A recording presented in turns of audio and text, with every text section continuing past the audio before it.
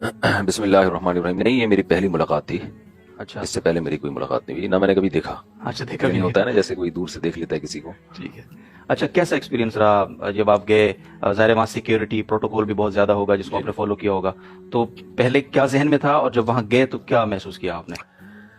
ذہن میں یہ تھا کہ بہت زیادہ سیکیورٹی ہوگی، بہت وزیر اعظم کا بہت زیادہ پروٹوکول ہوگا، لیکن سادگی معلوم ہوئی ہے مجھے تو. یعنی صحیح ہے. بہت ہی ایک جیسے ہم گئے ہیں تو صرف نام انہوں نے دیکھا لسٹ میں، جی جن علماء کے نام تھے ان میں ہے یا نہیں ہے. ٹھیک ہے. اندر چلے گئے آرام سے اندر. تو پھر میں جیسے ہی گیا تو گورنر ہاؤس میں آپ کو پتا ہے وہ پولیس کے لوگ، سیکیورٹی کے لوگ ویسے ہی مجھے سنتے ہیں تو ان کی سیلفیاں شروع ہو گئی. صحیح ہے. تو مجھے تو یہ لگ رہا تھا گیٹ کے اوپر ایک بزرگ کھڑا تھا، لسٹ والا. وہ بزرگ تو آنکھ اٹھا کے دیکھ ہی نہیں رہا تھا نا. اس نے کہا کہ شناختی کارڈ دکھائیں کہ آپ مفتی طارق مسعود. ہاں ہاں ہاں، اس نے ایک شناختی کارڈ، وہ آنکھ اٹھا کے دیکھ ہی نہیں رہا نا. وہ کہہ رہے آئی ڈی کارڈ دکھائیں. ٹھیک ہے. تو اس کو لوگ کہہ رہے تھے بھائی تو منہ تو اٹھا تھوڑا سا اوپر. اچھا اچھا. پھر تو اندر گئے ہیں تو بہت ہی ایک گھریلو سا ماحول تھا اور سیکیورٹی گارڈ خود ہی سیلفیاں لے رہے تھے. ٹھیک ہے. تو مجھے تو شاید یہ لگ رہا تھا کہ میں وزیر اعظم ہوں. ٹھیک ہے. اچھا خیر ہم اندر، اس وقت تک وزیر اعظم صاحب نہیں تھے. صحیح ہے. ہم اندر جا کے بیٹھے تو ایک روم میں اور بھی علماء بیٹھے ہوئے تھے مختلف مکاتب فکر کے. تو تھوڑی دیر میں وزیر اعظم صاحب آ گئے. فرسٹ امپریشن کیا پڑا جب وہ آئے؟ پہلا امپریشن تو یہ کہ ایک فزیکل فٹنس ماشاءاللہ، اس سے میں بڑا متاثر ہوا. ٹھیک ہے.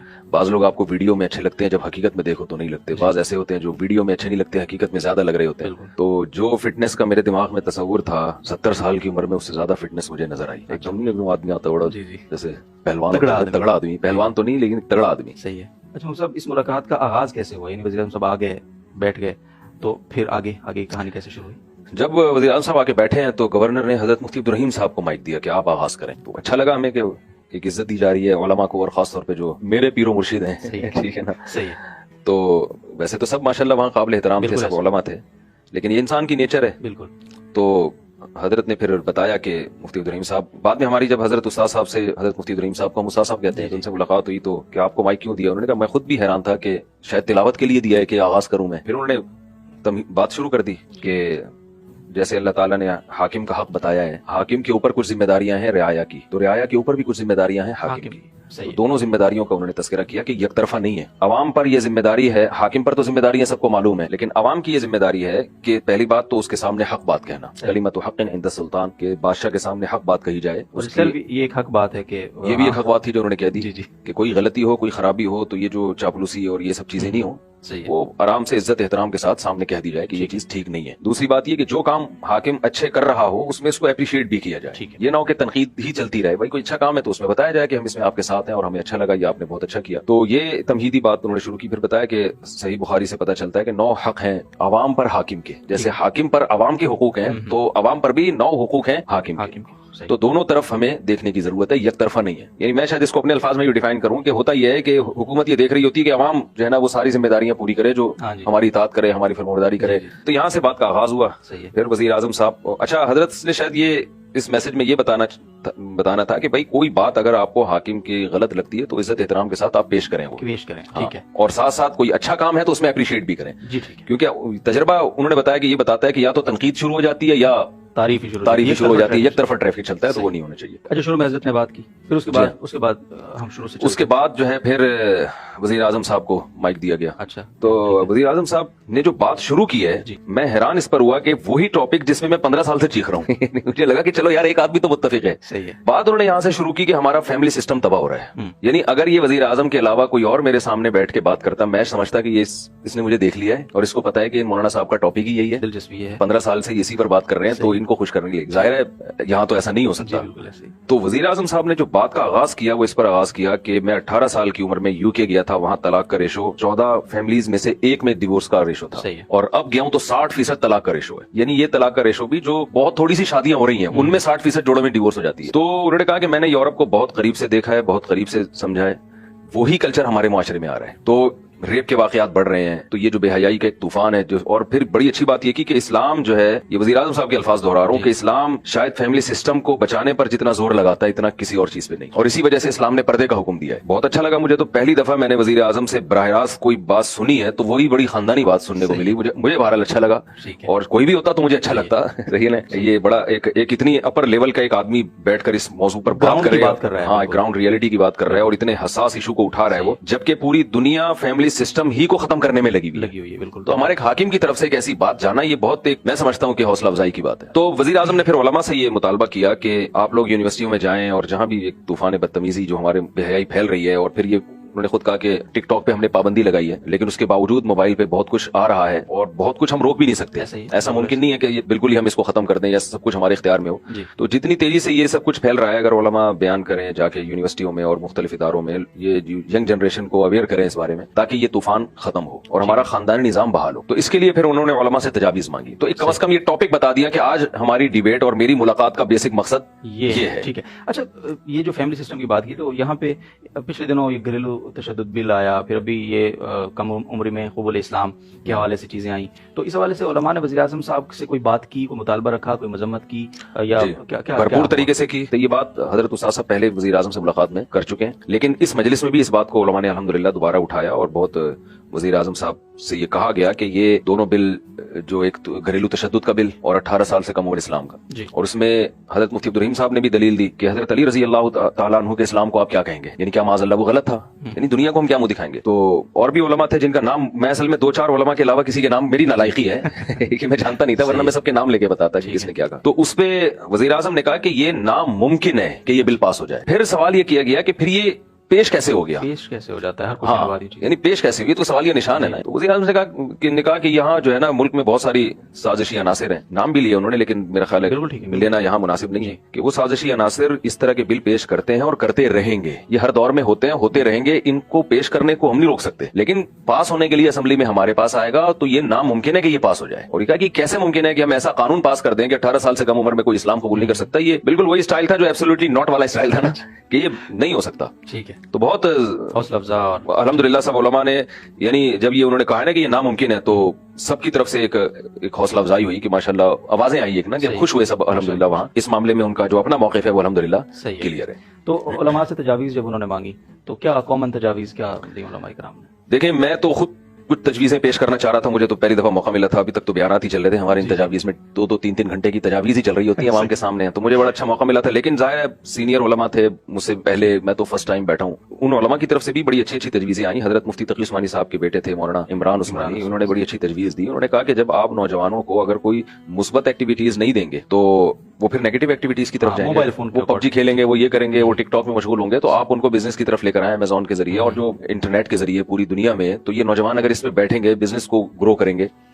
دعوت اسلامی کے ایک مولانا صاحب تھے، نام مجھے ان کا یاد نہیں، انٹرنیٹ پہ کبھی کبھار نظر آتے ہیں، انہوں نے بڑی اچھی تجویزیں دی اور انہوں نے تو بتایا کہ ہم عملی کیا کر رہے ہیں. میں تو حیران ہوا ان کے ماشاءاللہ ان کے جو کام سن کر. اور وزیر اعظم بھی بڑے متاثر ہوئے کہ جیسے یہ بے حیائی والے کارٹون آپ کو پتہ ہے لوگ ہم سے بھی رابطہ کرتے تھے، ہم اپنے بچوں کو کیا دکھائیں. تو دعوت اسلامی کے جو مولانا تھے انہوں نے بتایا کہ ہم ایسے کارٹون لے کر آئے ہیں جس میں اسلامی تاریخ دکھائی جا رہی ہے اور وہ ملینز اس کے ان کے چینل کے سبسکرائبر ہیں. تو بہت اچھا ایک حوصلہ افزائی والا بھی، ہمیں بھی خوشی ہوئی کہ ماشاءاللہ اس نہج پہ بھی کام ہو رہا ہے الحمدللہ. اچھا، وزیر اعظم صاحب نے یہ بھی کہا کہ میں ارطغرل ڈرامہ بھی پاکستان اسی نیت سے لے کر آیا ہوں. اور پہلے جو میڈیا والے مجھے کہتے تھے کہ ایسا ڈرامہ جس میں بے حیائی نہ ہو وہ چل نہیں سکتا، تو ہم مجبور ہیں. ٹھیک ہے.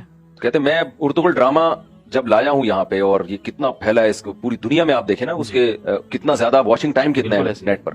تو کہتے ہیں میں اب یہ میڈیا والوں کو بولتا ہوں کہ آپ دیکھو کہ یہ آپ کیسے کہتے ہو کہ بے حیائی کے بغیر ڈرامے نہیں چل سکتے، تو یہ کیسے چل رہے ہیں؟ اس میں اس کا تو سارا کنٹینٹ ہی اسلامی ہے. بالکل ایسے. تو یہ ایک بڑی اچھی بات میرے سامنے آئی کہ چلو یہ خوشی ہوئی کہ وزیر اعظم صاحب لے کر آئے ہیں ڈرامہ. جی بالکل، وہ تو انہوں نے آن کیمپ کہہ چکے ہیں. اور وزیر اعظم صاحب کا یہ کہنا تھا کہ اگر ہم آلٹرنیٹ متبادل جب تک نہیں لائیں گے تو اس پہ ہم پابندیاں نہیں لگا سکتے. اچھا، اگر آپ کو موقع ملتا، یعنی وقت ہوتا اور وزیر اعظم صاحب کو آپ سے کوئی تجاویز وہاں پہ مانگی جاتی، آپ کو مائک حوالے ہوتا، کیا کہتے آپ؟ میرے ذہن میں 4 پوائنٹ تھے جو میں نوٹ کر کے بیٹھا ہوا تھا کہ جیسے میرا نمبر آ گیا اگر تو میں 4 باتیں 1 2 3 4 کر کے جلدی بیان کر دوں گا. نمبر 1 یہ کہا گیا کہ 60% یورپ میں طلاق کا ریشو ہے، جو شادیاں ہو رہی ہیں، فیملی سسٹم تباہ ہو رہا ہے. تو میں ایک بات کبھی موقع ملا زندگی میں تو یہ رکھوں گا، یہ ویڈیو ہمارے اس ویڈیو ٹھیک ہے، یہ جو ہمارے ہاں شادیاں ہو چکی ہیں ان کو تو بچائیں نا. بالکل. عدالتی خلا جس طرح سے آج چل رہا ہے یہ کسی مکتبہ فکر کے نزدیک ٹھیک نہیں ہے. نہ اہل حدیث کے نہ حنفیہ، نہ مالکیہ، نہ شافعیہ، نہ حنابلہ، نہ شیعہ، نہ بریلوی، کوئی مکتبہ فکر اس کو نہیں مانتا. آپ کسی بھی ادارے سے فتویٰ لے لیں. ٹھیک ہے. عورت عدالت میں گئی، بہر صورت عدالت نے اس کو خلا کی ڈگری دینی ہے. ڈیورس کا حق شریعت نے مرد کو دیا ہے. یہ بھی ایک بہت بڑی وجہ ہے اسلام میں خاندانی نظام کو بچانے کی. یہ دو طرفہ نہیں ہے، نکاح تو دونوں کی مرضی سے ہوتا ہے، لیکن طلاق کا حق شریعت نے شوہر کو دیا ہے. عورت اس کی مرضی کے بغیر نہیں جا سکتی، الا یہ کہ کوئی ناقابل تلافی یعنی ناقابل برداشت کوئی ظلم ہو رہا ہو، ना नफका ही नहीं दे रहा, बेतहाशा मारता पीटता है। तो ये कंडीशन ऐसी है जिनमें कुछ कंडीशन है जिनमें जज को ये राइट दिया है कि वो निकाह खत्म कर सकता है, लेकिन ऐसा नहीं हो सकता कि कोई खातून जाके कहें कि जी मुझे रहना ही नहीं है बस। सही है। तो इस सिस्टम को जो जनरल मुशर्रफ के दौर में एक डंडे के जोर से नाफिज किया गया है, तो इस पर कानून साजी हो, इस पे कानून साजी होनी चाहिए आज।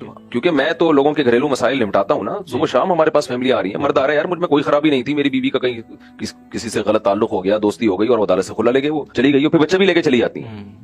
तो बच्चे तो दोनों के हैं ना, जैसे माँ के ऐसे बाप के भी हैं। तो ये क्या बात है कि अदालत माँ ही को वो कर रही है और शोहर का कोई ख्याल ही नहीं है। खुदकुशी की खबरें हमने सुनी है, और डिप्रेशन के मरीज हुए हैं लड़कों के बाप, जो मुझे फोन करके बता रहे हैं कि पागल हो गए, डिप्रेशन की गोलियां खा रहे हैं, क्योंकि ऐसे केसेस आ रहे हैं कि भाई बीवी का किसी मर्द से नाजायज चक्कर चला, शौहर से डिवोर्स ली, और बच्चे भी उसी के, बेटी भी सोतेली बेटियां भी सोतेले बाप पाल रहे हैं, तो बाप पे क्या गुजरेगी। तो ये भी चीज हमारे खानदानी निजाम को तबाह कर रही है। इसका नुकसान ये हो रहा है कि मर्द निकाह करना भी छोड़ रहे हैं, और जो हो चुकी है निकाह वो हो चुके हैं वो भी। तो पहले तो एक इतनी तफसील से तो मैंने बता दिया आपको, लेकिन वहां में बहुत मुख्तसर बताता है इसको। नंबर 2, निकाह जो ये हमारे मुआशरे में निकाह को प्रमोट किया जाए, निकाह को आसान बनाया जाए। सही है। इस पे गवर्नमेंट जो है तरगीबी मुहिम चलाए भाई। ये जो हमारे यूनिवर्सिटियों में और मीडिया पे जो एक जहन बनाया जा रहा है कि ये कोई दकियानुसी वाला काम है, पहले पढ़ाई, और भाई ये पढ़ाई और ये सब चीजें निकाह के साथ हो सकती है। ठीक है। खिलाफत उस्मानिया में तो निकाह करने वालों की मदद भी की जाती थी, पैसे दिए जाते थे उनको। तो हम ये नहीं कह रहे आप पैसे दें, लेकिन कम से कम लिटरेचर के जरिए या मीडिया के जरिए उसको प्रमोट किया। ठीक है। तीसरी चीज ये को एजुकेशन सिस्टम, जैसे वज़ीर आज़म साहब कह रहे थे यूनिवर्सिटी में जाएं आप, बेहयाई के खिलाफ बयान करें, बातें करें, तो भाई लड़का लड़की वहां साथ बैठे हैं, हम क्या बयान करें वहां जाके, ठीक है ना। तो एक माहौल ही ऐसा है, बयान तो करना चाहिए, करेंगे भी इंशाल्लाह, लेकिन ये सिस्टम खत्म होना चाहिए। और चौथी चीज वही है कि मीडिया को कंट्रोल किया जाए। मुफ्ती जुबैर साहब ने बड़ी अच्छी बात की, उन्होंने कहा कि ड्रामा दिखाया जा रहा है, रजाई बहन से बच्चा पैदा हो रहा है, तो बेशक ये गलत उसमें भी दिखाया जाए, नेगेटिव में दिखाया जाए कि ये गलत हो रहा है, लेकिन दिखा तो दिया ना आपने। तो इस तरह के ड्रामों पे पाबंदी लगाई जाए कि जो हमारे कल्चर को तबाह कर रहे हैं। तो मेरे जहन में ये 4 बातें थी कि ये मैं करूंगा, और अल्लाह करे वज़ीर आज़म साहब तक ये बात पहुंच जाए किसी तरीके से। बहुत शुक्रिया जी, आपने इस पूरी मुलाकात का हवाल हमारे नाज़रीन के साथ शेयर किया। जज़ाकुमुल्लाह खैर। हम सब कुछ कहना चाहते हैं आखिर? यही कहना चाहता हूँ कि भाई जहाँ कुछ खराबियां हैं हुक्मरानों में होती हैं, अच्छाइयां भी होती हैं, तो हम जो हर वक्त आपका किसी भी सियासी तंजीम से ताल्लुक हो, तो जैसे मेरा कोई पीटीआई से ताल्लुक नहीं है, तो किसी भी सियासी तंजीम से ताल्लुक हो, तो कोई भी जब आपका हाकिम हो, वजीर आजम हो, सदर हो, तो मैं समझता हूँ कि अगर उलमा अच्छे अंदाज से उनको नसीहत करें, उनकी खामियों को भी इज्जत और अच्छाई के साथ, उनकी इज्जत के साथ उनके सामने बयान करें, इससे मैं नहीं कहता कि शर 100% खत्म हो जाएगा, शर इंशाल्लाह कम हो जाएगा। तो कोई भी हाकिम हो, चाहे वो इमरान खान हो या नवाज शरीफ हो या हजरत मौलाना फजलुर रहमान हो, या चाहे कोई फौजी हाकिम मुसल्लत होके आ जाए। नबी सल्लल्लाहु अलैहि वसल्लम ने फरमाया, इस्माऊ व अतीऊ वलौ सुल्लित अलैकुम रजुलन हबशियुन, कि तुम पर हबशी गुलाम जिसका सर किशमिश की तरह पिचका हुआ हो, वो भी मुसल्लत हो जाए, तो इताअत करनी है, उसकी बात को सुनना है, और हक बात उसके सामने कहनी भी है। तो सलीके से तरीके के साथ, खैरख्वाही के जज्बे से। तो अगर हमारी कौम का ये मिजाज बन जाए और नारेबाजी और गाली गलोच और इन चीजों से हम एतराज करें, तो मेरा ख्याल है बहुत कुछ खैर का काम हो सकता है। तो इतना भी हमें नाउमीद नहीं होना चाहिए जितना हमारी कौम नाउमीद हुई हुई है। हमारी जिम्मेदारी है हम अपना काम पूरा करें बगैर किसी लालच के। हुक्मरानों के पास जाने वाले उलमा की 2 किस्में हैं, एक अपने मफाद के लिए और एक उनको नसीहत के लिए। बिल्कुल। तो ये जो मना है इस्लाम में हुक्मरानों के पास जाना, ये वो है जो चापलूसी के लिए जाते हैं, उनसे ओहदे हासिल करने के लिए जाते हैं, उनसे अपने मतलब के लिए जाते हैं। लेकिन अगर इस्लाह के लिए जाते हैं तो ये तो असलाफ की सुन्नत है। बिल्कुल। तो वहाँ जितने भी उलमा थे माशाअल्लाह सब संजीदा थे, जो मुझे लगा एक अच्छा मंजर लगा, और बहुत इज्जत एहतराम के साथ बात हो रही थी, और सब लग रहा था कि इस्लाही के लिए आए गए यहाँ। जी बिल्कुल। तो अच्छा लगा। तो सुना है किसी चाय के कप के भी रवादार नहीं है आप इस मुल्क? जब मैं वहाँ गया हूँ तो हमारा तो ख्याल था बड़े समोसे और पकोड़े और चटनियां और कबाब आएंगे, लेकिन वहाँ तो चाय के चंद कप आए। अच्छा। और मुझे वो भी नहीं मिला। हालांकि मेरा वो चाय का टाइम है, और मेरा ख्याल है मैं 1 साल के बाद कर बगैर चाय के रात को सोया हूँ, चाय पिए बगैर। यानी रात को मतलब ये असर के बाद भी चाय नहीं पी, फिर इतनी वो ट्रैफिक का रश बहुत था, तो ईशा तक मैं घर पहुंचा हूँ, तो चाय मैंने कहा पीऊंगा तो नींद खराब हो जाएगी। तो वजीर आजम साहब की जो मुलाकात थी उसमें जो चाय का जो मामूल था उससे भी गए हम, लेकिन हमें ये भी अच्छा लगा। सही, ये भी अच्छा लगा। इसलिए कि छोड़ो यार ये क्या चाय समोसे, अपने घर जाके खाओ, जो बात करने आए हो तमीज से बात करो, पतली गली से निकलो, जो हमारा स्टाइल है।